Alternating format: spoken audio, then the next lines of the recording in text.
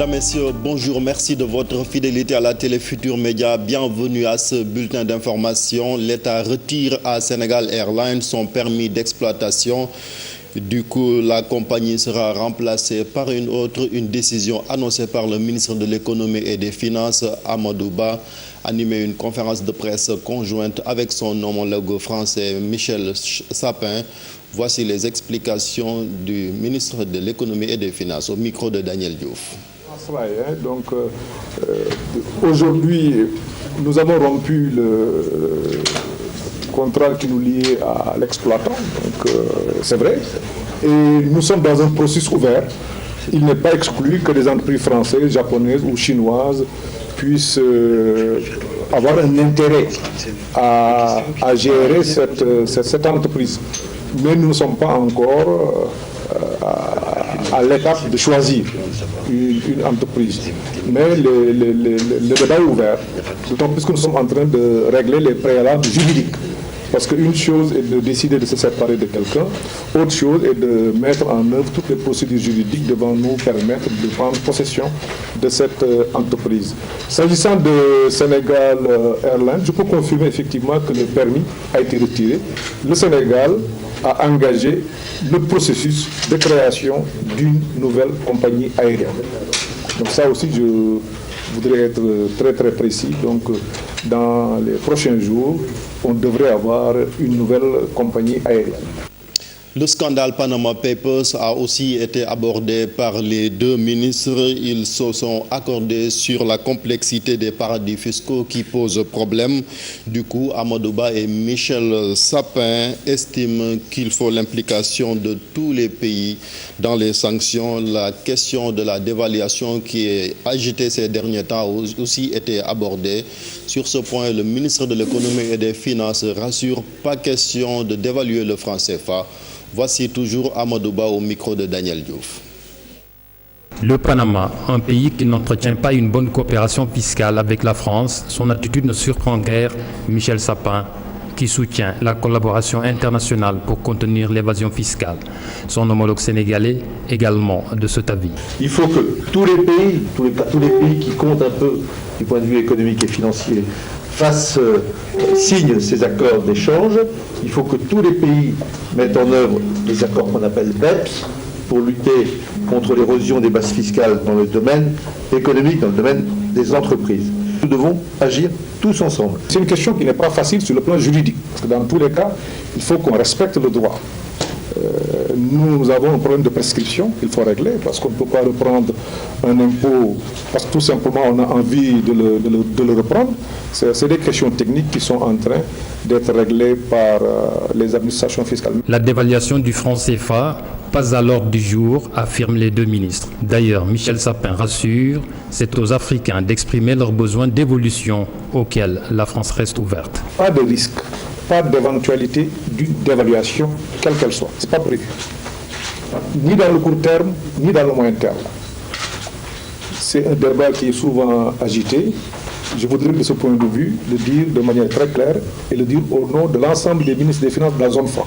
Le franc CFA appartient aux Africains. Que l'avenir de cette monnaie, avec ce qu'elle apporte, me semble-t-il, mais c'est à eux d'en juger, de bon pour le développement économique et social, appartient aux Africains. Et que la France, s'il doit y avoir des évolutions, est parfaitement ouverte à des évolutions. Dès lors qu'elles viennent des pays africains souverains. La France est-elle prête à rapatrier les avoirs de pays africains en partie logés à la Banque de France? Le ministre français des Finances et des Comptes publics estime que les pays concernés eux-mêmes ont plutôt exprimé le besoin d'être à l'abri d'une instabilité monétaire. L'avantage de cette stabilité monétaire est évident. C'est d'ailleurs la raison pour laquelle je crois qu'un d'entre vous disait à Yaoundé, si on n'y avait pas intérêt, on n'y resterait pas. Ce qui me paraît être d'un bon sens absolu. Si des pays africains n'y avaient pas intérêt, ils n'y resteraient pas. Michel Sapin et Amadou Ba rentrent d'une réunion biannuelle à Yaoundé. Elle a porté sur les questions économiques et monétaires dans l'espace IEMOA. L'État du Sénégal invité à la refonte du système de rémunération des agents de l'administration, une vieille doléance des syndicats, surtout ceux de l'enseignement, un constat fait par le président Macky Sall lui-même à l'occasion du forum sur l'administration, raison pour laquelle le grand cadre du syndicat de l'enseignement invite le gouvernement à régler ce dysfonctionnement pour justement mettre tous les agents de la fonction publique au même pied d'égalité. Une raison pour laquelle le leader de PASTEF, les Patriotes, a également tiré la sonnette d'alarme. Voici le reportage de Nafissatou Silla. Système de rémunération inéquitable dans la fonction publique, un constat fait il y a longtemps par plusieurs organisations syndicales. Pour le secteur de l'enseignement, ce dysfonctionnement leur a causé beaucoup de problèmes. Nous avons eu le mérite de poser ça, de prendre nos responsabilités, de poser ça, d'être jetés en pâture, d'être discriminés et d'être également des fois même injuriés par l'opinion. Mais l'histoire nous a donné raison. Des enseignants de la hiérarchie A, effectivement, ont des salaires qui concordent avec d'autres agents de la hiérarchie B qui sont dans d'autres secteurs. Ce qui est inadmissible, ce qui est démotivant et ce qui a poussé la grande migration des enseignants vers d'autres secteurs. Aujourd'hui, l'État du Sénégal, conscient de ce déséquilibre, entend apporter les corrections. Ousmane Sonko, président du Parti des Patriotes du Sénégal, situe le problème ailleurs que dans l'administration publique. Nous ne pouvons pas croire à la sincérité du gouvernement quand il nous dit qu'il va attaquer les problèmes de l'administration, parmi lesquels évidemment le problème de l'équilibre dans la rémunération, qui est un tout petit problème comparé aux autres problèmes que j'ai évoqués à l'entame de mon propos et qui font qu'on n'a pas une administration de développement, on n'a pas une administration de performance, on a une administration clientélique au service du pouvoir politique et des lobbies d'affaires. Les plus grosses poches salariales se retrouvent dans ce qu'on appelle la rémunération politique. Vous créez des institutions pour caser de la clientèle politique et pour préparer des élections. Tous ces gens-là vont se retrouver avec des salaires de 1 million, 1,5 million, véhicules de fonction, un personnel qu'il faudra recruter et affecter à ces postes-là. Ces gens-là sont loin d'être aussi méritants qu'un enseignant. Pour les organisations syndicales, il faut joindre l'acte à la parole. Le 10 octobre, nous avions promis des choses, ça n'a pas été fait. Le 3 avril, le chef de l'État a dit solennellement au peuple sénégalais qu'on doit aux enseignants 24 milliards au titre des rappels, qu'on doit accélérer le rythme de mise en solde. Aujourd'hui, il donne encore raison aux enseignants pour dire qu'on doit aller vers la réforme du système de rémunération. Mais ça ne va pas être que des mots, ça doit être suivi d'actes. Et pour que ça soit suivi d'actes, il faudrait que le chef de l'État puisse avoir un monitoring à l'interne. Le forum de l'administration a été une occasion pour mettre à nu tous les maux qui gangrènent notre administration. Reste à espérer que les solutions soient appliquées. Une insuffisance. Protection du littoral et gestion de l'écosystème, le directeur de la planification et de veille environnementale appelle au respect du Code de l'environnement. C'est la raison pour laquelle Ibra Sounkouro Ndiaye annonce l'introduction prochaine d'une loi en vue d'améliorer l'aménagement sur le littoral. Il se prononce au micro de Mambiram Diouf, les images Thierno Laurent Mendy. Nous avons en prévision l'introduction d'une loi littorale, c'est-à-dire une loi qui devrait permettre en tout cas d'améliorer l'aménagement sur le littoral et de mettre en place en tout cas des bases qui permettent véritablement une meilleure gestion de cet écosystème-là. Le foncier également, ne faisons pas de distinction entre les structures qui veulent intervenir dans des domaines. Nous avons comme base les codes de l'environnement, code forestier, etc. Et que toutes les structures, toutes les entreprises qui veulent intervenir dans ce domaine sont soumises aux mêmes règles, c'est-à-dire les études d'impact et également le suivi à travers les plans de gestion environnementale et sociale s'il s'agit d'établissements classés. Voilà, ou d'installations classées. Donc que ce soit une structure qui vient, qui a de toute façon la base est la même. Nous sommes dans l'administration et nous sommes au service de tous les usagers. Décédé hier, Touba Boudior sera inhumé ce jour à Touba, mais auparavant, la levée du corps est prévue à l'hôpital principal plutôt. Voici les témoignages du monde de la lutte, mais aussi des personnalités politiques au micro de Pape Faranyinga. Cette image, sa dernière apparition en public, C'était lors de la pose de la première pierre de l'arène nationale. Bounama Touré, plus connu sous le pseudonyme de Toubabou Dior, a perdu son dernier combat. Il laisse sa famille et le monde de l'arène orphelin. Avec la disparition de Toubabou Dior, je suis certes ému, mais je me remets à Dieu. C'est la volonté divine. Nous sommes tous des croyants.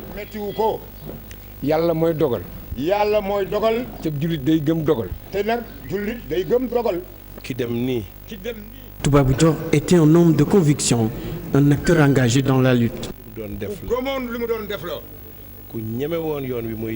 On n'a pas beaucoup de choses à dire sans dire les qualités de Toubabou Dior. Il avait des qualités.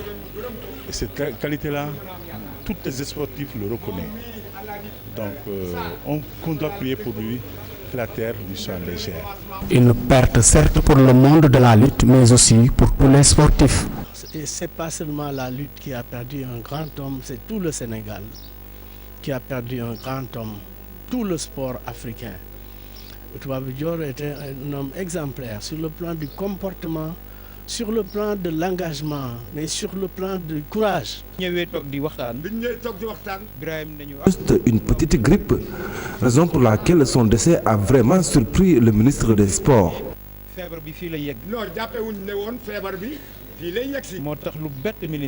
Le rappel à Dieu de Toubabou Dior doit servir de leçon à tout le monde afin de taire toutes les querelles. La vie est ainsi faite et elle est parfois de courte durée. Les divergences n'en valent pas la peine. Il faut qu'on resserre les coudes.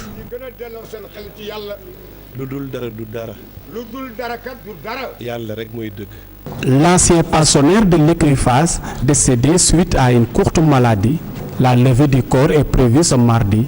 Il sera inhumé au cimetière musulman de Touba. Merci. Une levée du corps prévue exactement à 10h à la morgue de l'hôpital principal de Dakar. C'est sur cette triste note que se referme ce bulletin d'information. Merci de l'avoir suivi. La suite de Yaoulen, c'est avec Pape Cheikh Diallo. À tout à l'heure.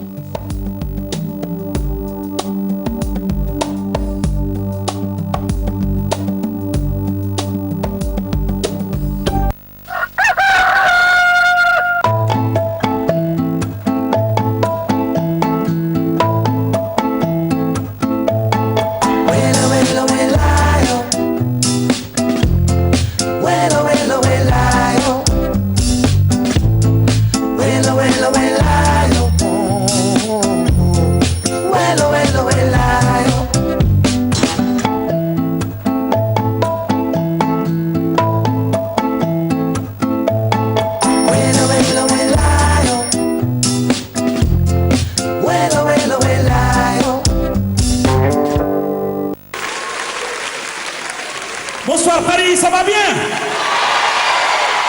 Je voudrais dédier cette chanson à ma grand-mère qui m'a tout donné.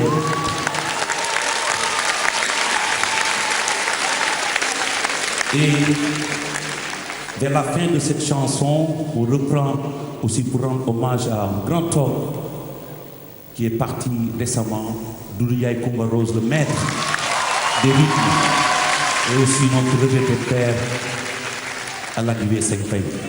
Yakam.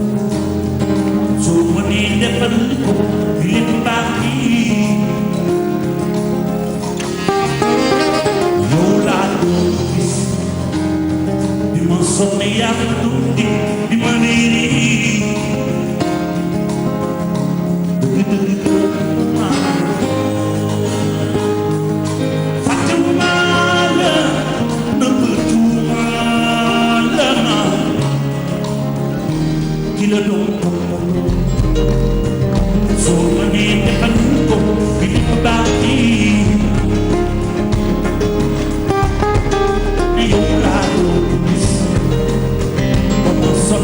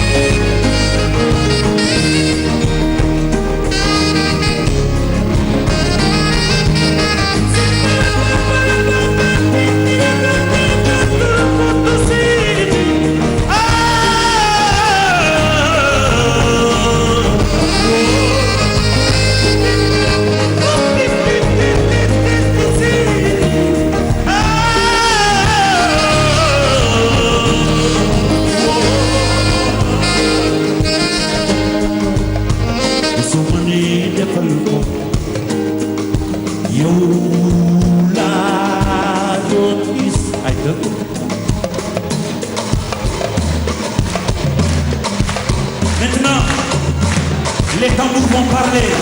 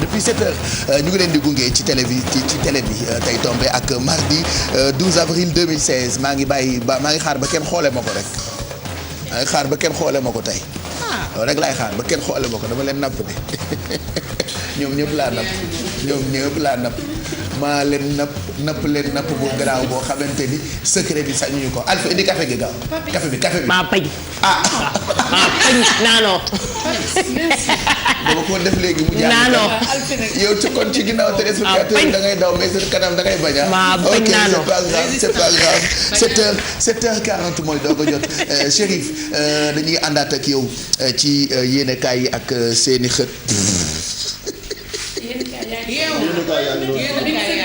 may mun a ok jox ko àdduna du nii de àdduna du nii de pourtant wax naa leen maa ngi xaar ba ngeen xoole moo yow joxe café gi bon ñu jàll ci xibaaru jaww ji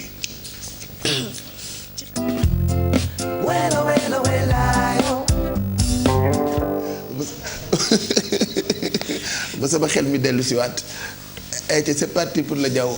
C'est parti pour le Diaw, Pape Cheikh nuyu téléspectateurs yi ñuy seetaan tey di mardi 12 avril 2016 ñu yeewoo fii ci Ndakaaru ak 23 degré Saint-Louis 21 degré Podor 20 degré Matam 21 Linguère 20 Diourbel 20 Kaolack 19 degré Tambacounda 19 degré Ziguinchor itam 19 degré Kolda 18 degré Kédougou 19 degré.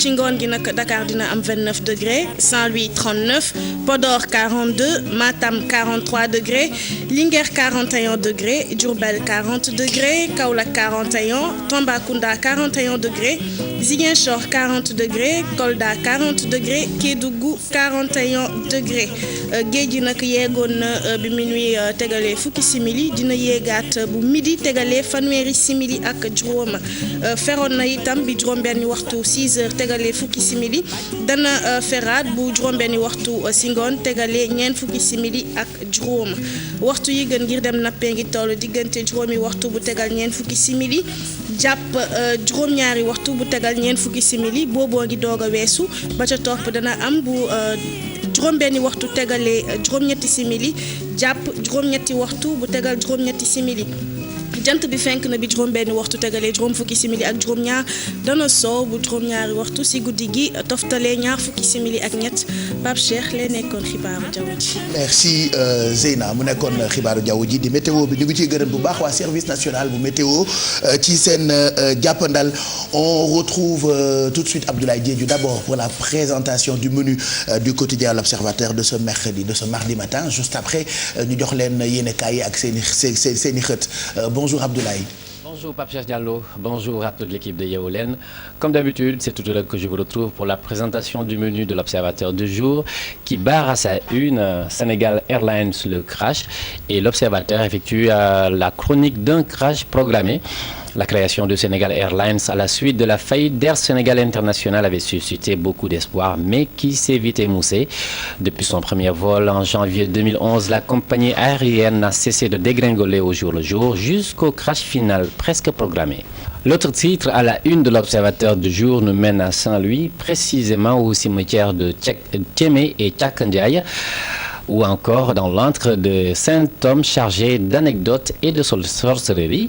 Niché entre le grand bras du fleuve Sénégal et la mer, le site de Thiaka Ndiaye et Thiémé gardent jalousement leur mystère. Dans ces deux cimetières contigus situés à l'entrée de la route de l'hydrobase à Saint-Louis reposent des Saint-Hommes, des cadis, d'anciens hommes de l'administration. L'Observateur vous plonge dans l'antre de ces lieux de recueillement qui gardent inviolables leur page d'histoire. Nécrologie à la une de l'Observateur du jour, Touba Boudior rappelé à Dieu. L'ancien lutteur Bounama Touré alias Touba Boudior n'est plus. L'ancien capitaine de l'équipe nationale de lutte olympique a perdu hier son combat contre la grande faucheuse après une courte maladie. La levée du corps est prévue ce mardi matin à 10h à l'hôpital principal et l'enterrement demain à Touba. Fait divers pour terminer, libéré sur convocation vendredi pour 2500 tonnes de riz supposés impropres à la consommation. L'opérateur économique Bokar Samba Dièye inculpé par le juge Yaham Leye. C'est pour du riz impropre à la consommation que l'opérateur économique Bokar Samba Dièye a été interrogé et libéré sur convocation vendredi dernier. Hier lundi, l'homme a été déféré puis inculpé par le juge du deuxième cabinet Yaham Leye qui, peu après 19h, a placé le mis en cause sous contrôle judiciaire. Voilà, Pape Cheikh Diallo, c'était tout pour la présentation du menu de l'Observateur du jour. À toute l'équipe de Yeewu Leen, merci. Merci à vous également. Et merci à mon caméraman du jour, Youssou Baro, qui fête son anniversaire. Bonne lecture. Merci beaucoup, Abdoulaye. J'ai pas bien entendu. C'est qui fête son anniversaire? C'est Youssou Baro, caméraman. C'est lui qui l'a filmé? C'est lui qui a filmé là, le gars qui l'a souhaité un bon anniversaire, c'est Youssou Baro qui l'a filmé. D'accord, c'est un très bon caméraman. Bokkul ak écureuil yi. C'est le roi des écureuils. C'est le roi des écureuils. Bon. Écureuil la. Merci en tout cas ñu ngi gërëm bu baax rédaction bu télévision Futur bu l'Observateur pour présentation au menu wu yéenekaay bi ñu jàll ci yéenekaay yeeg seen i xët très rapidement ci ndimbalu Chérif ñu ngi lay nuyuwaat di la gërëmati laataa nga ñuy jox journal 8h bi ci wolof ñu joxewaat yéenekaay yeeg seen i xët léegi nii Abdoulaye wax na ko l'Observateur xëy na tey ak Sénégal Airlines mi mu tuddee le crash. waaw Sénégal Airlines kon mujj na nërmeelu ginnaaw rek jafe-jafe yi mu amoon ci wàllu koom-koom sa tax gouvernement Sénégal jël dogal daal di rek soppi ko ak beneen gis na sax ñëw na ci 65 milliards yi nga xamante ne daal daanaka ay bor la yu compagnie bi di yor ak yeneen jafe-jafe yoo xam Serigne Mboup mi nga xamante tamit bokk na ci conseil d'administration ba kilifa yi dafa mel ni ànd na ci dogalu nguuru Sénégal ci jëlee fi Air Sénégal remplacé ko ak beneen compagnie. loolee ñu bëri ci ay yéenekaay ñoo ngi ko tuddee atterrissage forcé am na d'ailleurs enquête boo xamee ni yéenekaay amal na ko ci sortie de piste bu Sénégal Airlines loolu ñoo ngi koy lire tey ji ci suba gi ci xëtu yéenekaay bi di enquête. waaw enquête tamit foofu la fël jafe-jafe Air Sénégal International ak tamit dogal bi nga xamante ni gouvernement Sénégal jël na ko ngir rek daal di fiy jëlee Sénégal Airlines soppi ko ak beneen compagnie ba tax comme gis nga ko noonu ci hangar ba xëy na avion bi moom dootu fa jógeeti. quotidien xëy na tey ak coow li ñuy waxtaane fan yii yëpp jëm ci li ñu tuddee Panama Papers ak yenn ci ay doomi Sénégal yu ci laale le quotidien xëy di ñu xamal ni lutte contre l'évasion fiscale l'enfer pour les paradis fiscaux. waaw mu mel ni kon yéenekaay bi dellu na ci rek ci manko gi nga xamante ni nguur yi nekk ci àdduna manko nañ ko ngir xeex ak paradis fiscaux yi nekk ci àdduna bi li ko waral nag mooy la xew ca Panama ba tax kon gis nga ko Michel Chapin yor wàllu finance ca France ak Amadou Ba yor koom-koom fii ci Sénégal doon def conférence de presse ngir rek wax jéego yi nga xamante ni seen gouvernement yi ñu ngi koy jël ngir xeex ak paradis fiscaux yi. moom Amadou Ba ak Michel Chapin nekkuñu rek ci xëtu yéenekaay boobu di quotidien ñoom ñaar le regard yeewoo tey jëm ci li mu tuddee Sénégal France une coopération exemplaire l'axe Paris-Dakar renforcé. waaw diggante Paris ak Dakar lu nag dafa mel ni kon ñaari nguur yi ñu ngay def seen kéemtulaay kattan ngir ànd bi gën a dëgër ba tax na rek xaatim nañ fi ay accord ak yu ni mel ba tax gis-gis yi it ñu bokk ko Amadou Ba ak Michel Chapin joxante loxo muy dëggal rek ànd bi ñaari réew yooyu ànd. bu weesoo Amadou Ba bu weesoo li mu nekk ci LAS Malick Gakou itam mu ngi ci xëtu yéenekaay bii di LAS taux de croissance agriculture PSE ak PUDC Malick Gakou démolit tout loolu la ñu lire tey ji ci suba gi ci xëtu yéenekaay bii di LAS. waaw dafa mel ni kon xëpp na suuf ci cere nguur ak Macky Sall ndax taux de croissance bi ñu wax ak tamit wàllu mbay meeg yu ni mel Malick Gakou daal chiffres yu gouvernement bi joxe daal àndu ci moom dafa gis ni sax koom-koomu Sénégal ci nërmeelu la dëkk. Zoom xëy na tey ak Cheikh Béthio Thioune qui intronise plus de 60 de cheikh un fait inédit loolu la ñuy lire ci xëtu yéenekaay bi. jëf ji guléet la ba tax Zoom info daal di ci am xët wu yaatu ndax lu toll ci juróom-benn fukki doomu aadama yun seexal muy loo xamante ni daal musul am yéenekaay bi nag daal di dellusi rek ci dogalu Cheikh Béthio Thioune boobu. réew mi gouvernement la xëyee tey loolu la ñu lire ci xëtu yéenekaay bi Macky hésite encore à remanier réew mi. waaw mu mel ni kon njiitu réew Macky Sall bi référendum bi jeexee ba léegi mi ngi sikki sàkk rek ndax dana soppi gouvernement beeg yu ni mel ba tax yéenekaay bi daal di ci moom it taxaw ne lu tax président Macky Sall yéex a amal lu ni mel. ñu jeexal ak direct info mu xëy amal ab enquête ginnaaw référendum 2016 bi Wade et Macky ont-ils décrypté le message. dafa laaj ndax Macky Sall ak président Abdoulaye Wade bi fi nekkoon ndax rek am nañ jàngat boo ca war ci référendum bi ak tamit boo xoolee taxawaayu sénégalais yi muy taux de participation bi néew bi ku jógi seen nekkin ak yu mel mu xool taxaw rek ndax ñaari kilifa yooyu def nañ jàngat ba ca waroon ngir mën a am fu ni teg seen tànk ëllëg. voilà merci beaucoup Chérif ñu ngi lay gërëm bu baax dans 10 minutes ñu àndaat ak yow ci beneen journal puisqu'il est 7h50 loolee yéenekaay yi la woon ak seeni xët ca kanam itam dinañ ko gën a xóotal ak bàyyi neen ne Mamadou Mouhamed Ndiaye il sera avec nous fii léegi 9h45 en attendant mën ngeen am revue de presse am ci rajo bi ci RFM matin ci 94.0 sinon bu ngeen xaaree bu dee yéen a ngi ñuy seetaan di ngeen ko am ca kanam ci diggu suba si ñu àndaat ak Zeyna xale bu yaru bi pour horoscope bi et comme tous les matins dañuy commencer ak bélier yi.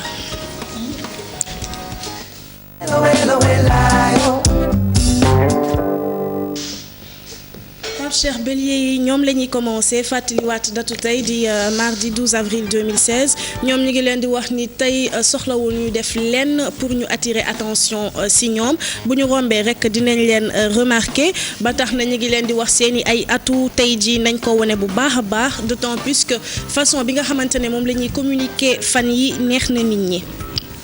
Taureau yi ñoom tey ñi ngi tenter à la fois isolé wu des ci seen ruq wala croquer la vie à pleines dents faire la fête ñu ngi leen di wax ne nag nañu tàmbali par prendre une bonne heure boo xamante ne dinañ détendre bu ñu fa jógee nag dinañ xam exactement ñoom lan la ñu bëgg def ci journée tey bi. Gémeaux yi ñoom am na une lune contrariante boo xamante ne mi ngi leen di mettre de très mauvaise humeur alors que jamono ji nag seen projet yëpp mel na ni nekkoon nañ en bonne voie de réalisation waaye nañu taaxirlu rek fileeg suba dinañ ci mën a gis plus clair.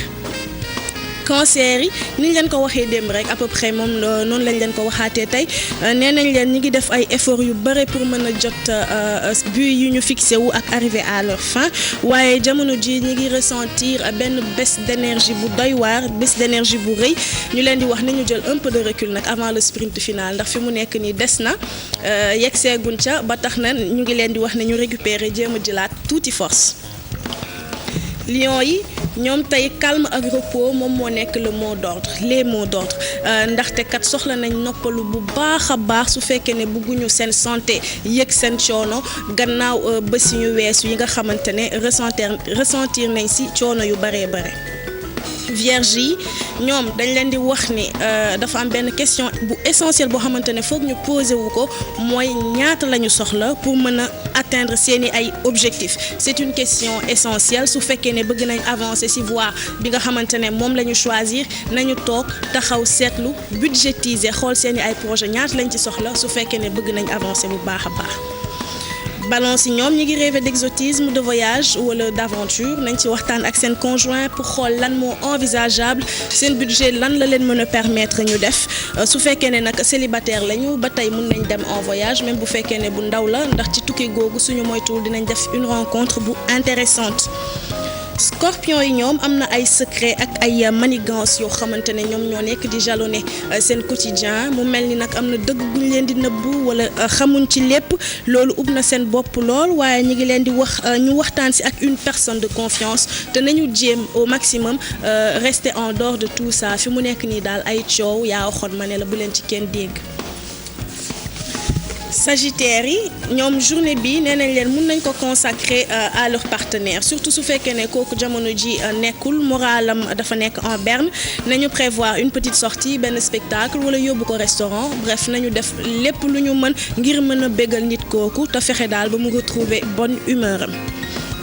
Capricorne yi ñoom c'est le moment tey jii su fekkee ne dañu am kër wala patrimoine ñu fësal ko su fekkee ne tam dañuy yëngu ci mbirum jënd ak jaay ba tey ci seen patrimoine boobu nañu déglu seen partenaire ndax dina leen mën a jox de très bonnes idées encore faut-il que idées yooyu ñu leen di jox ñu mun koo accepter.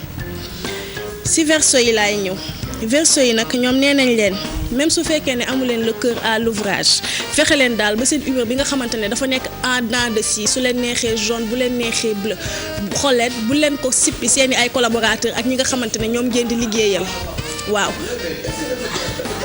bi ngay defante tu parles à des Sénégalais damay wax ak Verseau yi Verseau yi gis nga sama baaraam bi fu mu la waaw voilà tu parles à des attends gis nga li may wax ci biir fa foore gaa ngi tu parles attends Bijou toi au moins tu es professionnel ça c'est des amateurs elle parle à des gens yu yeewu fajar sarax ko di ko seetaan est-ce que dafa jar defante ak ñoom entre nous téléspectateur defantewuma ak yéen xoolal dama defantewul ak téléspectateur Verseau bi nekk normalement mais pour les garçons il faut chercher tout simplement les actes oui yéen xoolal ça ne se fait point j'avoue génneewu leen ci mais Verseau yi may seetaan Maïmouna Gueye Baboulo sama rakk ji xale bu bëri diplôme bi waxal yàlla joxe horoscope moom baaraam utiwu est-ce que jar na ko déedéet ki may joxoñ baaraam xam na boppam Verseau yi may seetaan waxuma ak yéen waaye gis ngeen sama baaraam kullu kuy Verseau ñëpp gis ngeen sama baaraam ñoom ñëpp saa yoo génnee ñu en tout cas ñun rek la ñuy xool fi mu ne nii zappé nañu dig ma ba ma yeggali dañuy ji apart xool ndax li horoscope bi moom Verseau yi danaa ci yeggali mais jaraat ci sax ñu comprendre ni dégg dañu nekk ñoom seen humeur bi nga xamante ne dafa nekk en dents de scie tey jii su leen neexee jaune su leen neexee bleu buñ ko sippi seen collaborateur ñi ñuy liggéeyal waaw ndax bu ñu meree ca àll ba jàppee seen ay collaborateur ñeexu ñebe ba bëgg leen koo sippi mënta ne kon yem leen waaw maa ko traité te suba allez waaw mais mën a waxal yow tamit man duma tàccu mais waxal ci lii mais lii manque de professionnalisme abi weesuwul lii ça lii sax mooy abus de confiance mais li mooy abus de confiance abus de confiance que dit la loi sur ça d'abord la loi sur Zeyna lim ma def déjà yow mii rek nga xam ne yaay après ñoom tamit la loi ci lim leen wax ñi complicité de meurtre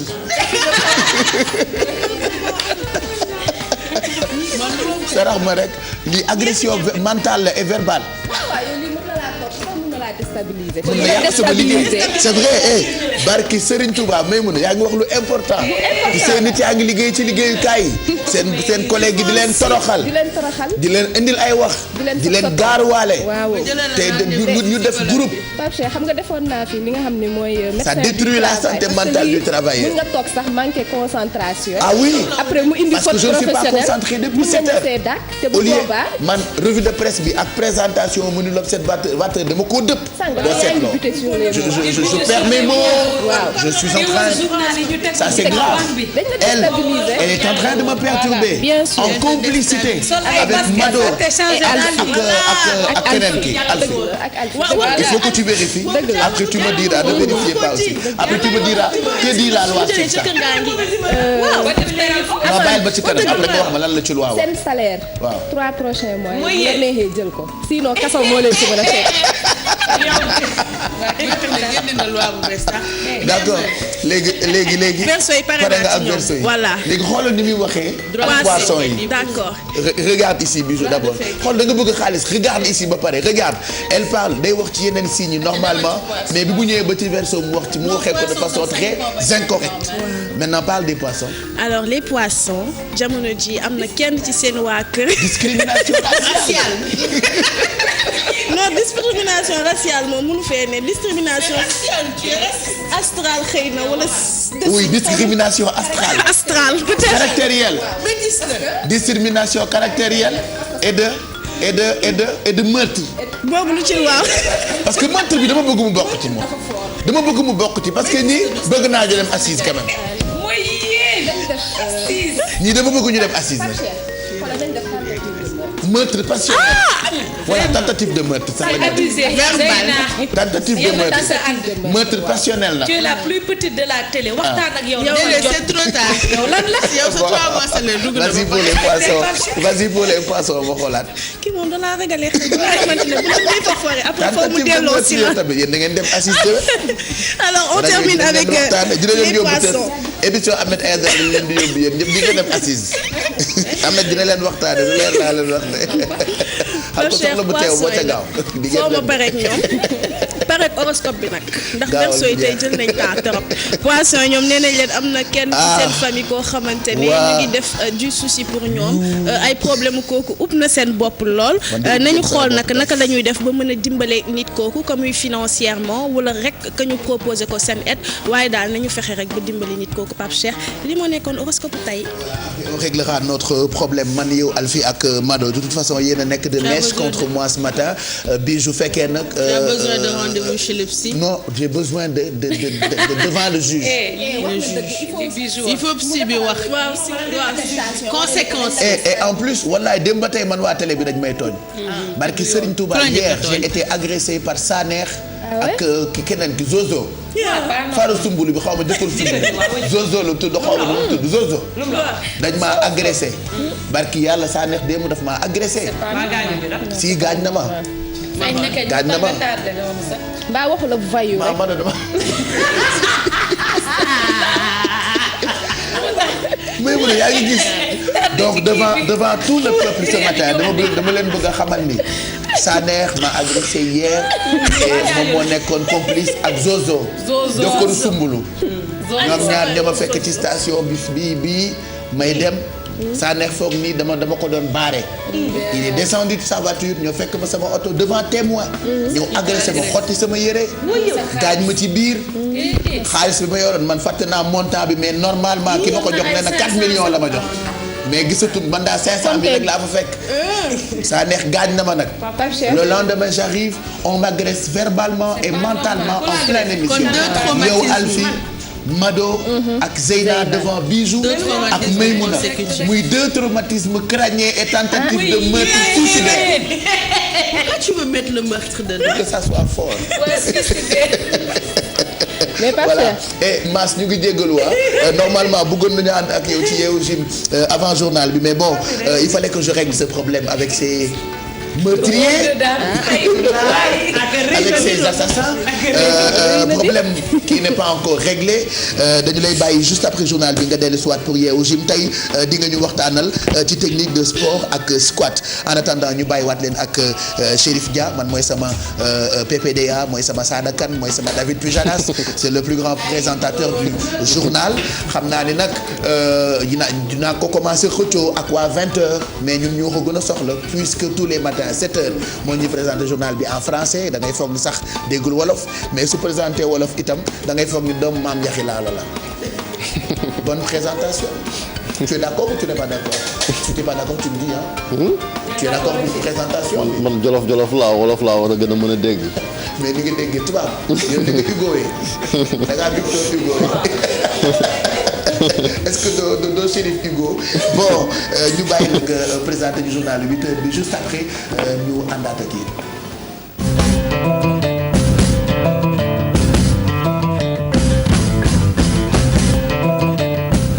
jërëjëf Pape Cheikh, mbokk yi rafetlu ànd bi ak télévision Futurs Médias. Xibaaru juróom-ñetti waxtu yi dañ koy tàmbale rek ak dogalu nguuru Sénégal nangu permis d'exploitation Sénégal Airlines nar ko remplacer compagnie bu bees. Dogal boobu nag ki ko annoncé mooy jëwriñ ji dénk wàllu koom-koom di Amadou Ba démb bi muy nekk ak naataangoom ba nekk ca France di Michel Sapin. wax na tamit ci jafe-jafe yi Transrail doon jokkanteeg. ñu déglu jëwriñ ji ci micro Daniel Diouf. Donc aujourd'hui nous avons rompu le contrat qui nous liait à l'exploitant. ci lu soxal Transrail tey gi mën naa dëggal ne tàggoon nañu ak ki ko doon gérer fi mu ne ni nag yoon wi xàll nañ ko gépp entreprise muy français muy japonais wala chinois sax mën naa fësal yéene gi mu am ngir jël Transrail waaye tollaguñu nag fu ñuy tànnee donte sax ubbi nañu buntu yi ma di ci yokk sax ne ñu ngi toll fu ñuy régler réeroo gi am ci wàllu yoon suñu diggante ak ki yoroon entreprise bi lu am solo la ñu jiital pàcc boobu balaa leneen ci lu jëm ci Sénégal Airlines mën naa dëggal itam ne nangu nañu permis bi maanaam licence bi Sénégal soobu na ci ay tànku taxawal compagnie bu bees bëggoon naa mu leer ci fan yi di ñëw sax daañu fi gis compagnie bu bees. Donc dans les prochains jours on devrait avoir une nouvelle compagnie aérienne. wax ci njombe li lëmbe àdduna bi di mbiram Panama Papers ñaari jëwriñ nit wax nañ ko ñoom daal naqarlu nan paradis fiscaux yi ni lëmbe àdduna bi wante it li ni sàkku rek mooy lënkaloo ñoom ñëpp ngir xeex fraude fiscale ak évasion fiscale yi nga xamante ni dañ koy nemmeeku léegi lenn rek mooy seen jafe-jafe mooy wàllu yoon yenn saa yi ñu jànkonte ci ak jafe-jafe ñu déglu ba léegi Amadou Ba ci micro Daniel Diouf. xalaatuñu d'évaluer franc CFA du tey du ëllëg kooku xalaatuñ ko foofu la ñuy doog a jóge nii xalaatuñ ko surtout que fi mu nekk ni ci sunu boor en tout cas fii ci UMOA yàlla def na réew yi seen koom-koom yokku na bu baax a baax a baax a baax. Le franc CFA appartient aux... franc CFA moomeelu Afrique la moomeelu africain yi la su naree am dévaluation wala geneen coppite ci africain yi lay war a bàyyeekoo gannaaw lépp nag ñoom moom seen bopp. Souverain. La coopération fiscale. ci wàllu coopération fiscale mën na ne France ak Panama demeewuñu nenn li war sax mooy ñu lëkkaloo ñun ak yeneeni réew yi jëlandoo ay daan bu ñu bëggee xeex lii di rawale ay koppar ci anam yi léewul ci réew yu mel ni Panama. Aux obligations internationales que nous sommes fixées. Sénégal dina xeex loolu et incha allah signé nañu ak OCDE pour mën a def li ñuy wax échange d'information di weccee ay information. ñu wax lu soxal rek salaire yi ci administration bi ginnaaw bi njiitu réew mi nemmeekoo ne rémunération yeeg salaire yi tolloowun te ñenn saa yi am na ci agent yoo xamante ne ñoom ñoo yemam njàng wante gën a la tëjee am loolu nag syndicat d'enseignants yi ñoom nee nañ yàgg nañ koo xeex bu fekkente ne nag dem nañ ba gouvernement bi seetlu ko li war rek mooy ñu indi ci ay coppite Ousmane Sonko mi jiite Pastef moom it nekk agent impôt et domaine ànd ci loolu ne lépp lañ war a xoolaat ñu ànd ci ak Nafissatou Sila image yi Jaafara Ba. payoor bi ci fonction publique ñu bëri jàpp nañu ne nag teguwul ci yoon loole sax ñi nga xamante ne ñooy organisation syndicale yi yàgg nañ ko ñaxtu ngir ñu fare ci jàngale bi nag mbir moomee yàgg na leen a jural ay jafe-jafe. administration bi dafa am lu ñu naan discrimination dafa am ñoo xam ne ku ma amul ndey ku ma am ndey ba pare li si gënoon doy waar soo jëlee ñun jàngalekat yi dafa amoon ñu bari dañ doon nekk hiérarchie A am maîtrise bàyyi ko fa dem def concours yoo xam ne hiérarchie B la parce que rek salaire yi baaxul ñu posé nag ni dañ ko war a régler définitivement mooy li ñu naan la réforme du système de rémunération ñu pousse leen si ba tey conclusion yi mu ngi chez le chef de l'État. tey jii nag état bu Sénégal dafa mel ni dafa xam mbir yi ni mu tëddee ba tax na nag mu fas yéene daal di koy jubbanti Ousmane Sonko nag moom di président bu parti des patriotes du Sénégal jàpp na ni problème bi feneen la nekk fudul ci administration publique. problème administration bi mi ngi ci teg fal ay nit nommé ay nit yoo xam ne newuñu seen place. recrutement yoo xam ne jaarul yoon parce que da ngay recruter ay jarbaat ak ay doom ak yu demee noonu. c'est-à-dire ñiy ñaxtuwuñu rek ci wàllu ñun diggante ñun fonctionnaires yi mais dañoo gis ni liñ leen di bañal état bi ne leen budget attanu ko bis bu ne état def safaan wa créer ay postes yoo xam ne pour rek jël benn politicien wala benn transhumant buy doog a ñëw daggal ko benn poste jox ko salaire u 5 millions utal ko ay agents yu liggéey ak moom jox leen ay véhicules de fonction foofu la rémunération yu gën a mag yi nekk foofu la féete. ngir organisation syndicale yi nag ñoom li ëpp solo jamono ji mooy li ñuy wax rek ñu jëfee ko. mais nag chef de l'État yàgg na wax ni le 10 octobre ba mu dajeeg jàngalekat yi rek leen lii affaire bi jëfewul le 3 avril am na lu mu wax démb également am lu mu wax mais ñu ngi koy ñaan rek mu jëfee parce que su jëfewul également dañ naan kii day wax di waxeet rek. et pour mu jëfee ñun orientation bi ñu koy jox mooy ni ñu koy waxee ci tubaab moo am benn monitoring interne boo xam ne moo koy suivre li mu joxe comme engagement. forum de l'administration bu ñu amaloon ci ay bés yi ñu weesu doonoon na occasion ngir ñu daal di mën a jàngat bu baax jafe-jafe yi am ci biir suñu administration li ñuy xaar kañ mooy solution yi ñu ci wax ñu daal di koy appliquer. Nafissatou Sylla jërëjëf nguurug Sénégal nag am nañ yéene samp fi loi bu bees ngir rek jëmmal te aar littoral bi ngir xeex tamit gàncax gi nga xamante ni yenn saa yi ñu ngi koy salfaañe fii ci littoral bi nekk ci Ndakaaru ki ko xamle mooy Ibrahima Sounkarou Ndiaye moom lañ dénk wàllu planification ak tamit aar lépp lu jëm ci écosystème ca ministère bu environnement mi ngi àddu ci micro Mame Birame Diouf image Thierno Laurent Mendy. xam nga dafa nekk zone bu nga xam ne dafa sensible lool ndax ñu bëri ñoo fa bëgg ñoo fa am seen i activité te soo dee xool Sénégal daanaka ci côte yi la activité socio-économique yu bëri développé muy nekk tourisme mu nekk entreprise yi et cetera 70% presque suñu économie bi mi ngi reposé wu ci zone côtière bi donc li nga xam ne ministère de l'environnement mi ngi ko def non seulement pour la gestion des zones côtières donc activités yi ñu fay def pour la lutte contre l'érosion et cetera ñoo ngi également liggéey ci benn loi bu nga xam ne mu ngi tudd loi littorale après loi sachet plastique yi ñoo ngi ci liggéey pour que véritablement ñu waxtaan ci ak ñëpp ndax ñu mën ko tënk ndax sunu zone côtière bi également sunu littoral bi mu mën a ñoom ku mënti doon muy yëngu ci lépp lu mënti doon mu nekk bâtiment mu doon ku nga xam ni dafay def société mu nekk carrière ak loolu ñun ci yoon bi rek la ñuy doxee muy code yi muy code de l'environnement muy code forestier muy code de la chasse et cetera te ñoom ñëpp la ñuy traité au même niveau d'égalité au même pied d'égalité parce que ñoo ngi ci administration usagers yëpp ñoom ñoo bokk droit donc li ñuy def moom mooy lépp lu nga xam ne war na ci dossier bi mu nekk étude d'impact mu nekk beneen liggéey bu mu mënti doon loolu ñoom war nañu wàcce ak moom. ñu àddu ci tiis wi dal ci axlu làmb di génn àdduna Tubaabu Joor moom nag loola ma nga am démb tey bu 10 heures jota la ñu amal levée du corps ba ci morgue hôpital principal bu Ndakaaru ginnaaw si noonu di leen ko jébal boroom ca Touba démb nag am na ay kilifa làmb waaye it kilifa aada yu daje woon foofa rek ca morgue ba ngir delloo ndukkal kii di Tubaabu Joor indi ay seede yu rafet ci jëmm jooju ñu ànd ci ak Pape Fara ñi ngi Youssou Baro. image bi nekk nag bu mujj bi nga xam ne dinañ ko gis kii di Tubaabu Joor mu nekkoon ba ñu teg xeer bu njëkk bi ci arène nationale bi Bounama Touré nag ñu gënoon ko xam ci turu Tubaabu Joor ñàkk nag kombaam bu mujj bàyyi ci ginnaawam nag njaboot ak arène bu daal di jaaxle. am na ci foo xam nag sama xol fees na. am na nag foo xam ne toll na fa xolam fees na. dee gi méttiwu ma. nee na dee gi kat méttiwu ko. yàlla mooy dogal. yàlla mooy dogal. ca jullit day gëm dogal. te nag jullit day gëm dogal. ba ministre bi ñu toogee ak ministre bi ñu ngi kaf ministre bi jox ko agenda ma ne ko tubaabu ministre yaa ngi jox tubaabu agenda te mën a bind mu ne ma man maa nga entreprise daa yor loolu nekk lu daw yaram ndax tubaabu joor ñun benn lañu fu ñu tasee ñu foo ak kaf mais ku nekk nag dina am gis-gisam ci kuréel bu ñu ki yoon. ki dem nii. ku amoon pas-pas la. nee na kat nit ku amoon pas-pas la. ku gëmoon li mu doon def la. ku ñeme woon yoon wi muy jaar la. mu nekk ñàkk bu mag a mag ci ñi nga xam ne ñoo yëngu ci wàllu bëre naka noonu ñëpp ñi nga xam ne nekk nañ ci wàllu tàggat yaram. Sénégal yëpp a perte wante sportu Afrique yëpp a perte ndax nit ku baax la woon ku jàmbaare ku am engagement. ñëwee toog di waxtaan.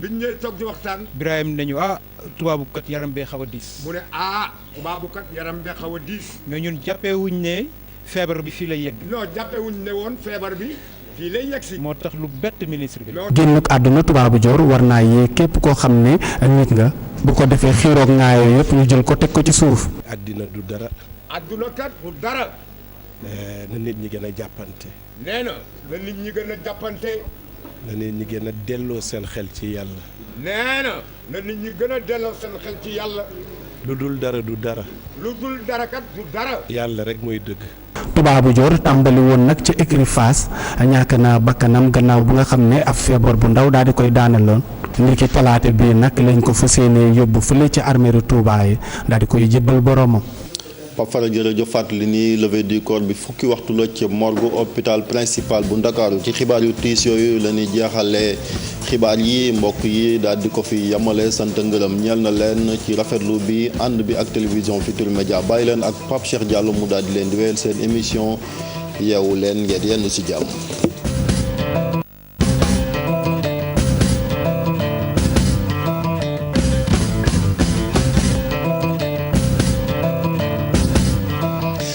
ñeel Chérif Dia ak rédaction bu télévision Futurs Médias mu nekkoon jotaayu xibaaru suba gi ca kanam ñu àndaat ak ñoom ci diggu bëccëg bi lay doon boori benn waxtu ci beneen jotaayu xibaar 8h13 mooy doog a jot mën ngeen tàggoo itam ak kumpa ci kaw ngeen di yër suñu site internet bii di www.igfm.sn érosion côtière ak yenn ci ay mbir yoo xam ne ni soxal na ñëpp ci wàllu actualité moo nekk ci suñu site internet bi domaine yëpp bu leen soxalee bu ngeen yëree fekk fa li ngeen bëgg dégg ci wàllu xibaar yu réew mi ak it ca biti réew adresse baa ngi noonu www.igfm.sn ñu wëri suñu correspondant yi tey nag bëgg nañoo dem Matam bu ñu fa demee dañu fay fekk ki ñu fa teewal di Ali Bandel Niang Ali Bandel mooy suñu correspondant permanent ci dëkk bu riche boobu la nga xam ne ni xam nañu ni fu ngeen xëyee fajar Matam ak li ko wër da ngeen di àndandoo ak ñun ci yeewu leen bi ci télévision Futurs Médias Ali Bandel ñu ngi lay nuyu ba jàmm nga fanaane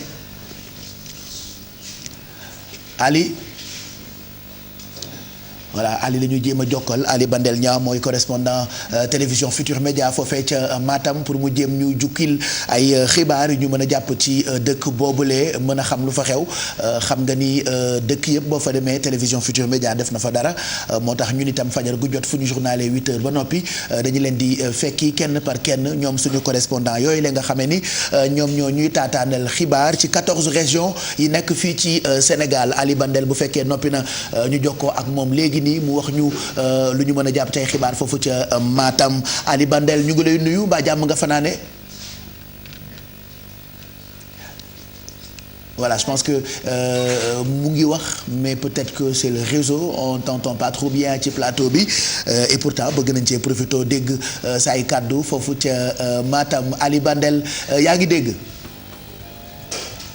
Ali dommage dégguñu Ali bëggoon nañoo wax ak moom après aussi du ñu ko mën a xaar puisque bu 8h xasee ba jot day mel ni heure bi dañu koy accélérer et pourtant ñi leen di xaar ci li ci des ci yeewu leen bi bëri na on est tous là ce matin pour vous accompagner ci télévision Futurs Médias fàttaliwaat leen itam ni seen i dépense ak seen yu baax mën nañu leen ko baaxee ñoo gaaw ci téléspectateur bu banque 88 628 22 22 ak yeneen numéro de téléphone yi affiché wu ci suufu écran bi li ci neex mooy même bu fekkee jotu leen ñu en direct bu ngeen xasee ba composé numéro yi am na service bu nekk ci ginnaaw ñoom Kumba on vous appelle bu ko defee ñu yónnee leen ci xaalis bi nga xamee ni ñun itam dañu koy séddale ci télévision Futur Média ñu ngi jéggalu jotuñu Ali Bandel peut-être demain ñu jokkoowaat ak correspondant yi 8h16 compromis tey ci suba dañuy jàll ci taxawaayu coach Mass pour Yeewu Gym Mass ñu ngi lay nuyu yaa ngi jóge Olympique Club comme chaque lundi ak mardi yow la ñuy àndal ci Yeewu Gym nga jox ñu ay exercices wala ay conseils yoo xam ne ni bu ñu ko appliquer mën nañoo jëriñ ci suñu wér-gu-yaram alors tey da nga ñuy jox ay techniques yu jëm ci sport bi tudd squat.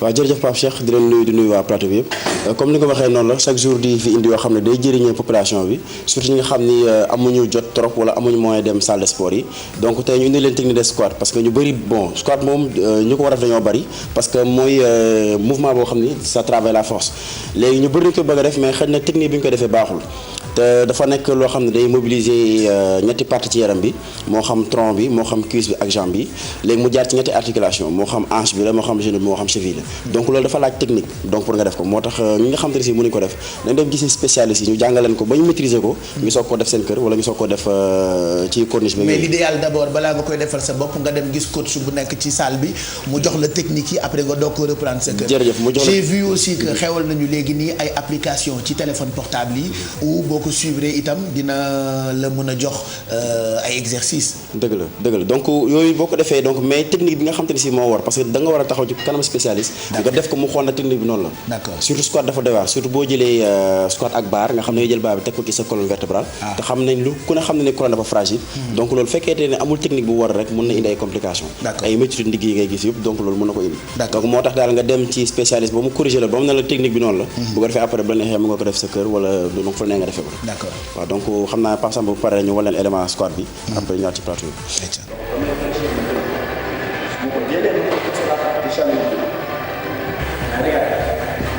des positions de base noonu maintenant position de squat da ngay décaler kawam ak crotte lii mooy squat normal nga engagé abdominaux yi nga tijji poitrine bi nga gagné ko sur la barre mais bu ko defee ñu ne squat day nga wàcc day hanche vers l'arrière ma jóg donc je me montre de profil là da ngay mel ni ko toog ci pousser hanche vers l'arrière ma jóg donc bu xoolee baax donc pied bi day tombé directement ci orteil yi bu mel ni topp pied donc fii li ma si kattan ma jóg donc fii bu la neexee mën nga accélérer tempo donc nga accélérer tempo là c'est pour faire augmenter l'impulsation faire augmenter fréquence cardiaque bi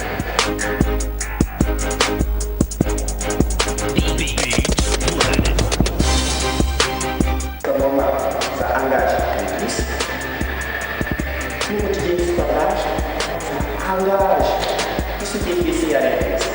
Donc, fii tamit xoolal lu am solo mooy ngay wàcc ngay bàyyi genoux yi parce que genoux yi surtout porté mu def même chose les genoux vers les orteils et je monte. li nga xam ne mooy problème lombaire gis nga nii boo ko defee dañuy squat avant de profil vers la chose. Tout le squat avant, le squat avant. Donc, le squat avant, simple pour travailler les fessiers. Large aussi pour travailler les fessiers. D'accord, en main. Toujours ñu continuer suñuy séquence squat toujours ñu wax leen ñi nga xam ne si ay débutants la ci squat donc mënuñu mouvement bi trop donc au lieu nga jël squat libre di bon mën na ñëw squat guidé donc fii problème buste bi ça pose moins de problème parce que donc y a la barre guidée donc daf ñuy permettre ñu def squat bu gën a baax léegi bi ñu doon def léegi. mu décroché mais avancé tànk comme ça que je wax donc je vais pousser les fessiers vers l'arrière donc ce que je vais faire je pousse les fessiers vers l'arrière et je remonte. Donc fii boo xoolee donc la barre est guidée donc là c'est beaucoup plus facile donc je vais juste laisser les fessiers vers l'arrière dans tous les cas da ngay mel ni ku topp chaise tu amènes les fessiers vers l'arrière même chose vers l'arrière et je remonte léegi maintenant pour travailler les fessiers maintenant je vais augmenter l'écart au niveau des jambes là c'est la même chose quand j'augmente l'écart au niveau des jambes tu vas voir donc les hanches vont vers l'extérieur je descends carrément et je remonte je descends et je remonte. Squat normal, la même chose. Je descends squat normal. Hanche qui s'engage mes genoux et je pousse vers haut. Léegi loolu moo nekkoon squat bi donc justement je enchaîne ak suñu échange. Comme on est guidé, même chose. Donc fii talon arrière bi décollé. À partir de là mouvement bi damay bàyyi genou bi ci ginnaaw mu wàcc après ma jóg. Genou bi ci ginnaaw mooy guidé mouvement bi ci kanam day reste fixe ma koy bàyyi mu wàcc ma jóg. Donc bu defee 10 nga change de table même chose. Répétez la même chose. Donc je descends et je remonte. Donc le genou, parce que day tomber ci cheville ngeen pare nga wékkat ko donc mu ëpp sécurité nga xam ne fii donc mini mouvement squat trop ñu defee ko ak barre donc guidé waaw donc loolu la leen doon tey ci seen rubrique Yeewu Jeune jox leen dig daje bu baax incha allah. Voilà donc ñu ngi fekki woon coach Mass Olympique Club et ce matin il est là pour waxtaan ak ñun ci loolu nga ñu présenté muy squat donc l'idéal je le rappelle encore est toujours balaa nga def dara sa kër nga taxaw ak spécialiste bi. waaw Pape Cheikh donc am na ki solo surtout squat war naa leen squat guidé mais bi nga xam dafa nekk ci diggante ñaari baar yi. donc pour les débutants surtout. ñoo ngi xam donc foofu barre guidé la donc foofu du am problème ngay désaxé di yóbbu sa poids du corps vers l'avant yooyu donc barre bi da lay guidé donc foofu di nga mën a jàng mouvement squat bi. way laa nga dem ci coach squat bëri nay façon am na ci ay lu ñu tuddee ay squat box ay squat jump yooyu mais squat normal donc fa la ñëpp war a jaar squat bu fekkente ni amoo problème mu dos nga jël charge libre comme ni ma wane sànq nga jël benn disque def squat avant donc nga jël barre bi nga teg ko ci sa ginnaaw. donc wax naa ne squat day travail cuisse day travail fessier day travail mollet. donc ça dépend ci posture bi nga adapté bu fekkee da ngay rapproché tànk yi mu bañ a sori trop comme nii fii tu travailles les cuisses. mais bu fekkee dafa gën a large boo barre bi da ngay ŋarale. waaw merci boo gënee ngarale foofu da ngay travailler les fessiers di ko jonkanaale. jërëjëf foofu nag da ngay travailler beeg jonkanaale bi noonu mooy defar fessier. boobu mooy defar fessier. très bien. donc foofu da ngay gis boo tijjee talon yi donc hanches yi dañuy tijjeeku. donc boobaa charge bi dootul nekk ci cuisse yi mais day nekk ci fessier yi. donc ñi nga xam ne dañu may solal nag dañoo bëgg a travailler seen fessier squat large lañu def nañ xool ñoom fës Sophie ak nag et je pense que c'est une bonne technique ça Mado dina ma ci wax dara parce que jigéen ñi léegi dañoo xewal dañu bëgg a am ginnaaw bu baax dañuy jël ay am na yu ñuy jaay pour këfalu. am na yeneen tamit ñuy naan pour mu neewi mais bii defe naa bu ñu ko defee mën na baax ci bii mooy naturel bi donc ñi nga xam ne ñëw nañ dañuy faral di ñëw ci coach gi ñoom Alpha ñoom donc xam nañ mouvement baax a baax donc barre lay jox nga def ay squat large donc moom pour renforcer les fessiers donc de manière naturelle vraiment. voilà donc squat mooy mouvement boo xam ni aywa ñëwal ci question bi. non vas-y. donc squat mooy mouvement xam moom la ñu tuddee mouvement roi culturisme yi nga xam dañuy faral def exercice yu bari. parce que ñaareel la li muy sollicité ci groupe musculaire ñoo bari parce que boo xoolee day utiliser sa haut du corps bi cuisse yi ak jambe yi. ñetti articulation bi ngay utiliser mooy hanche bi ak genou ak cheville donc da nga soxla pour contrôler sa centre du corps mooy abdominaux bas du dos pour faire le mouvement correct. sinon am na ñoo xam ne bu fekkee ça dafa dis trop waroo ko jël noonu da nga war a wut ceinture pour protéger sa ceinture pelvienne mooy ñi nga gis ñuy takk seen ceinture am na ñuy def squat. d'accord parce que colonne vertébrale je rappelle encore une fois dafa sensible. ok donc vertèbre dañoo teglante nii rek donc boo defee attention rek mën nga ci am ay blessures. voilà on va finir wax nañ ci jigéen ñi surtout ak bu ñu bëggee defar seen fessier maintenant xale yi dañu gis ni ñoom ñëpp koo ci gis xelam ci yëkkati poids la nekk c'est-à-dire parce que tous les jeunes de ce pays ñi ceene ak ñi ceenewul ku ci nekk mën nga am un beau corps comme ni ko photo bi di illustrer regardez bopp xale boo ibbi léegi yëkkati poids ceene am tablette de chocolat ça occupe presque cerveau wu xale yëpp c'est devenu un phénomène mais je pense que ñu def ci ndànk moo gën d'abord ci ban période boo musul def sport nga am yaram bu xaw a mbëx-mbëxee comme man nga bëgg a am yaram bu rafet en 1 an la en 3 mois en 1 mois ci ban diir nga xam ni boo commencé di nga am yaram bu bien sculpté. jërëjëf Pape Cheikh donc ni ko waxee noonu la donc dafa am procédure booy jaar léegi nit ki boo ñëwee mënoo ñëw tëb rek mën a def musculation baaxul ci yow donc nit ki lu njëkk mooy boo ñëwee nga def cardio d'abord maanaam nga préparer yaram yëpp à l'effort léegi boo paree nga soog a commencé dugg ci musculation bi donc nga am programme d'entraînement li ñuy tuddee supp kànje amul ci musculation ñëw chaque jour loolu la neex def lu neex laal mais da ngay ñëw def un programme d'entraînement tey nga travailler sànjaafu ko rek vite fait. dañuy ceene. donc du noonu parce que mën nga ñëw ci benn séance bi nga ñëw yëkkati jékki-jékki muscle yi néew yi loolu congestion la c'est normal donc muscle yi boo leen sollicité ñu yeewu léegi boo demee sangu rek affaire yi reesaat nga ne man dakate ma la ma liggéeyoon anam fa mu jaar mu peeraat donc dafa am programme d'entraînement xam da nga ko war a suivre surtout ñi nga xam ne dañuy bëgg am yaram donc dafa am benn programme boo xam ne hypertrophie musculaire lañ ko tuddee donc pour augmenter seen volume musculaire ak yooyu mais nee naa la loolu amul njëriñ li am njëriñ mooy li naan dijj dëgër moo ko gën donc am muscle yoo xam ni dañoo résistant am muscle yoo xam dañoo fine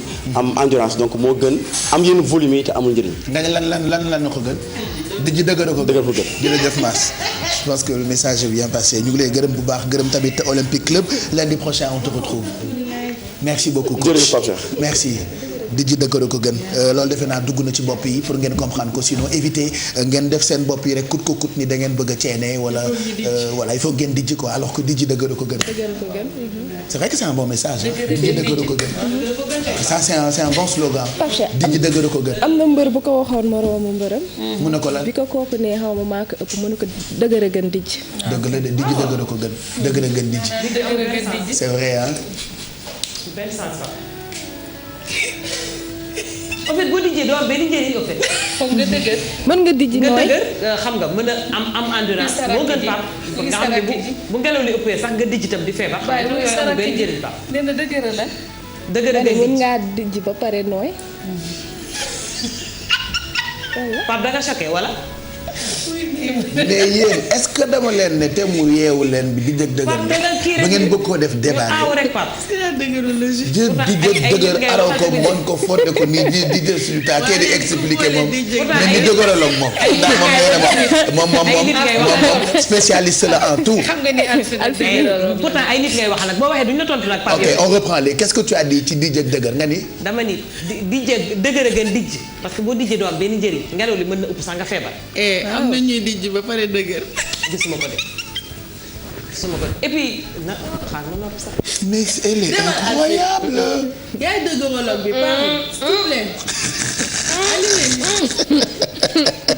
elle est grave allez ce qui vous attend li leen di xaar ci yeewu leen bi bokk na ci kanam on recevra Aïssatou Paye Fall comme chaque mardi pour li nga xam ne ni moo jëm ci yeewu gym tey dinañ leen waxtaanee Aïssatou Paye Fall yeewu gym yeewu culture plutôt.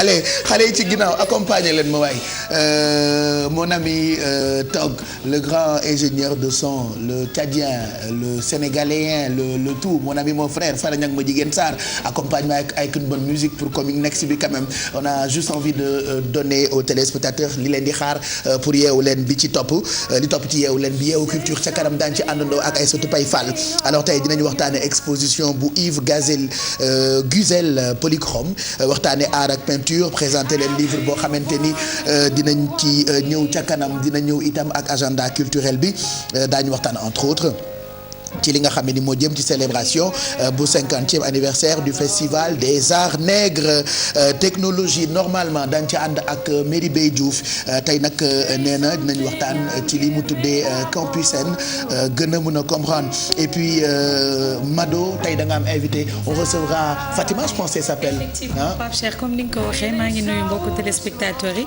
donc tey on va parler de make-up un peu de ce fait on va recevoir une spécialiste en cosmétique elle s'appelle Fatima Sarr. Elle va nous aider un peu à savoir comment bien maquiller notre peau ou bien un bon teint quand on doit se maquiller. Voilà, donc ce sera pour tout à l'heure ak invité Mado Maymouna Gueye Babalo lépp lu jëm ci wàllu yoon wala ci wàllu économie da nga ci indi gëstu ak professionnels yi tey on parlera droit. Oui, on parlera droit, on va parler du passif successoral Pape Cheikh muy dette yi nga xamante ni nit yu dëddu àdduna dañ ko fi bàyyi ñu xool kan. D'accord, man j'avais rien compris hein. Passif successoral. Voilà, passif. mooy ku amee bor ba pare dee. Passif boobu succession de dette en fait boo koy traduire littéralement. doonu dette mooy doonu ay bor nit jóge fi. ah mais boo doon ne nga nekk jur ay doom pare faatu fekk nga amoon ay bor. waaw parce que en fait si loi sénégalaise bi boo nangoo nekk héritier nit tu hérites aussi bien de l'actif que du passif. waaye boo mel ni man de kër yi ngay bëgg rek hérité ko oto yeeg xaalis bu bëri. am na nag ay dëkk yoo xamante ne dañ lay permettre nga def choix si looy hérité. mais Sénégal ñoom seen législation mënoo def c'est indivisible en fait. soo hérité passif bi actif bi da ngay hérité aussi passif bi tey nag dinañ waxtaanee loolu enfin dañ siy dem wala commune next. waaw ñu bàyyi ba ci kanam. ñu bàyyi ba ci kanam tuuti waaw loolu la ñuy waxtaanee. mais ñu nooyu tuuti nag. waaw ñu mën a féex 8h30 dafa jot. Bijou nous avait promis hier pour ñu waxtaan ci polygamie malheureusement on n'a pas eu le temps mais tey dinañ ñëwaat ci sujet boobu noonu parce que saa yoo coowee coow li bëri boo coowul sax si coow li bëri. kon ma coow. kon coowal tey. xaaral ma coow li bëri démb ñu ngi ko doon wax ci Coming Next bi la ñu commencé woon def débat bi êtes-vous pour ou contre la polygamie et pourquoi xam naa ni tout à l'heure dinañ ko partager aussi ci Facebook de Yeewu Leen comme ça internautes itam mën ñu jox seen avis au même titre que ñi ñu fekk ci mbedd bi ñu doon def micro-trottoir. voilà donc ak waa plateau bi pour tout à l'heure ak Bijou si Alfie tey da nga ñuy toggal gâteau mousse de chocolat et vanille. tout à fait Pape Cheikh commencé nañ ko sax parce que dafa nekk benn gâteau boo xam ne préparation yi dafa bëri. donc defar nañu sunu lay gis ngay baxal sa lu weex loolu. def nañu sunu génoise dafa dangee. tout à fait defar nañu sunu crème pâtissière. defar sunu génoise donc dese nañu beneen crème muy crème au chocolat. dafa crémé. dafa crémeux tout à fait donc ci kanam dinañu ñëw. tu m'émeus. Parce que c'est crémeux. Parce que ce que tu prépares c'est crémeux. C'est crémeux. Donc tu m'émeus. donc ci kanam dese nañu beneen crème muy crème au chocolat ci kanam dinañ ko defar ak les beurre Sofia Pape Cheikh. ñëwaat ci explication yi naka la ñu réaliser génoise bi ak crème pâtissière. voilà puisque tu nous proposes tous les matins des plats délicieux. tout à fait Pape Cheikh donc tey recette sucrée moo aay. voilà et tu goûtes. Richard ay wax nii. crémeux délicieux. sucré goûteux moelleux.